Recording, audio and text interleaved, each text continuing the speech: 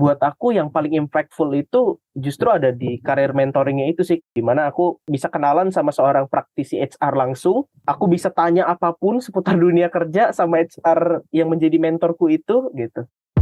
Nama aku Howard Lawson, biasanya dipanggil Howard aja. Aku berkuliah di program studi bisnis digital di Universitas Pendidikan Indonesia. Dan kebetulan di batch 2 kemarin di kampus Merdeka Studi Independen, itu aku mengambil career ready track. Jadi selama 6 bulan belakangan itu aku belajar mengenai project management, kemudian Excel juga di level associate dan expert, dan juga Photoshop.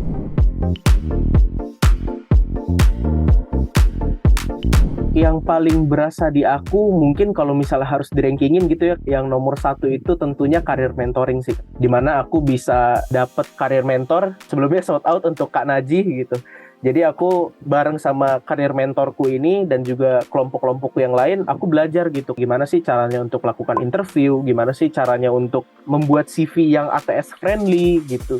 Dan buat aku yang paling impactful itu justru ada di karir mentoringnya itu sih, yang aku nggak sangka-sangka justru value paling besarnya tuh di situ gitu, dimana aku yaitu tadi bisa kenalan sama seorang praktisi HR langsung, aku bisa tanya apapun seputar dunia kerja sama HR yang menjadi mentorku itu gitu. Dan kalau misalnya value yang kedua itu mungkin, jadi sebelum ikut MyEduSolve itu sebetulnya aku udah cukup melek gitu, bahwa ketika kita bekerja kayaknya skill untuk Microsoft Excel tuh penting banget gitu. Dan aku juga nyari-nyari kursus-kursus mengenai Microsoft Excel ini, tapi aku nggak terlalu ketemu sih. Misalnya kursus Microsoft Excel yang cukup kredibel gitu, dari platform yang mungkin namanya cukup besar di Indonesia gitu. Jarang gitu untuk ketemu bootcamp Microsoft Excel gitu. Tapi kemudian aku ketemu kayak MyEduSolve ini, dan aku ngerasa MyEduSolve ini tuh ngejawab banget sih. Bahkan dari sertifikasinya aja, yang bukan dari MyEduSolve langsung loh gitu, tapi sertifikasinya tuh memang dari Microsoft langsung gitu. Jadi seperti ikut bootcamp, kita dapat ilmunya juga sehari-hari diajarin kayak gimana, tapi secara sertifikasinya itu sih yang value-nya mungkin lebih tinggi ya daripada kita ikut bootcamp biasa atau bootcamp lain gitu.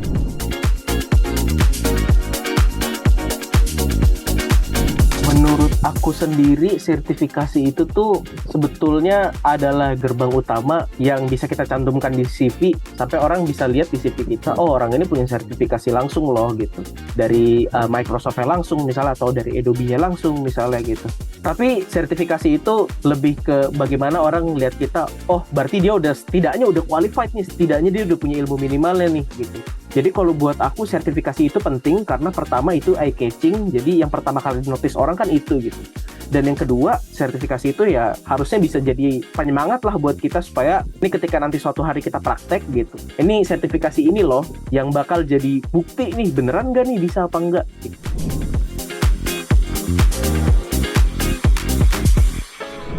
Aku ngerasa aku adalah tipe orang yang aku seneng ngobrol sama orang baru, ketemu dengan orang-orang yang sebelumnya nggak pernah aku temui gitu. Aku seneng ngobrol gitu kan orangnya. Dan terlebih dari itu, ketika aku masuk ke brand partnership, itu kan aku diasah untuk gimana nih kita ngelihat ada peluang kerjasama antara dua brand ini nih. Gimana caranya kita bisa saling menguntungkan nih antara brand A dan juga brand B.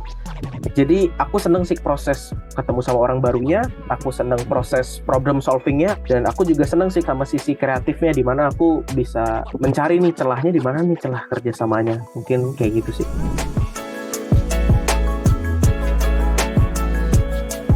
Tentunya mungkin ketika bekerja sehari-hari itu aku banyak untuk mengolah data gitu, dan sertifikasi dari Excel, dan mungkin bukan sertifikasinya itu sendiri ya, tapi ilmu yang udah dikasih sama mentor Excel aku, Kak Agung, itu sangat kepake banget sih ilmu yang udah dikasih gitu. Aku jadi bisa menavigasikan perintah-perintah atau shortcut di Excel untuk sehari-hari aku bekerja gitu.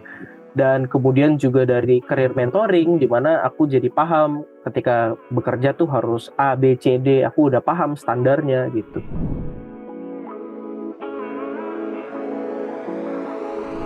Kalau misalnya dibilang dream, aku sebetulnya bukan tipe orang yang pasang dream gitu, tapi aku lebih pasang goal gitu. Dalam artian aku punya planning gitu, dalam misalnya 10 tahun ke depan, 5 tahun ke depan.